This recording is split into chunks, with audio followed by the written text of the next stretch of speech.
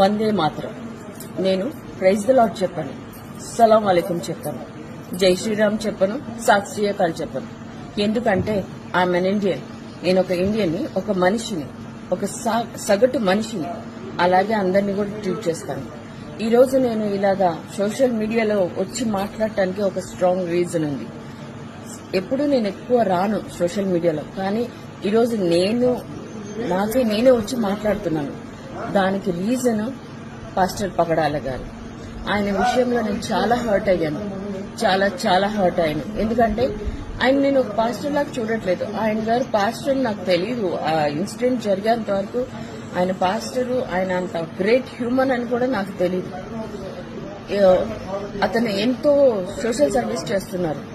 అనాథలకి shelter ఇస్తున్నారు, education ఇస్తున్నారు, health ఇస్తున్నారు, హోమ్లెస్ వాళ్ళకి షెల్టర్ ఇస్తున్నారు. ఒక మనిషి ఇంత మంచి పనులు చేస్తున్న మనిషిని మనం ఎలా చంపుకోగలమండి?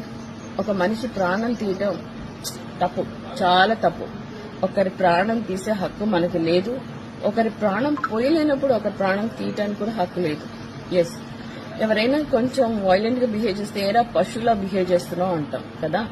పశువుల్ని నిజంగా చెప్పాలంటే పశువులు ఎప్పటికీ అలా హర్ట్ చేయవు, అలా బిహేవ్ చేయవు. మన మాటల వాడుకలో అలా అంటున్నాం, కానీ పశువులు ఎంత సాధువుగా ఉంటాయి.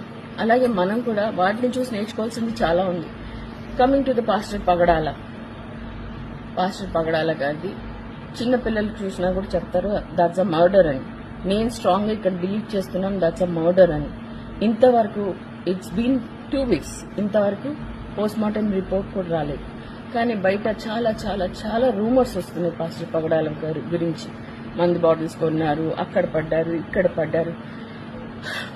అంత మంచి హ్యూమన్ మనం పోగొట్టుకున్నందుకు చాలా బాధగా ఉంది. కానీ కనీసం ఆ ఆత్మకి శాంతి కూడా దొరకకుండా ఇన్ని రూమర్స్, చాలా రూమర్స్ ఎందుకు? ఫోన్ పట్టుకున్న ప్రతి ఒక్కరు వీడియో చేయటం, ఫోన్ పట్టుకున్న ప్రతి ఒక్కరు మాట్లాడటం, దట్స్ వెరీ రాంగ్. మనమే సిచ్యువేషన్ ఇంకా వర్స్ట్ గా తయారు చేస్తున్నామేమో అని అనిపిస్తుంది నాకు. వీళ్ళని అనుకోవటం ఎందుకు? పాస్టర్ పగడాల గారు వీడియోస్ నుంచి కొన్ని చూశాను. ఆయన కేవలము క్వశ్చన్స్ కి ఆన్సర్ ఇచ్చారు. రేపింది ఎవరు? క్వశ్చన్స్ వేసింది ఎవరు? గొర్రెలు అని రెచ్చగొట్టింది ఎవరు?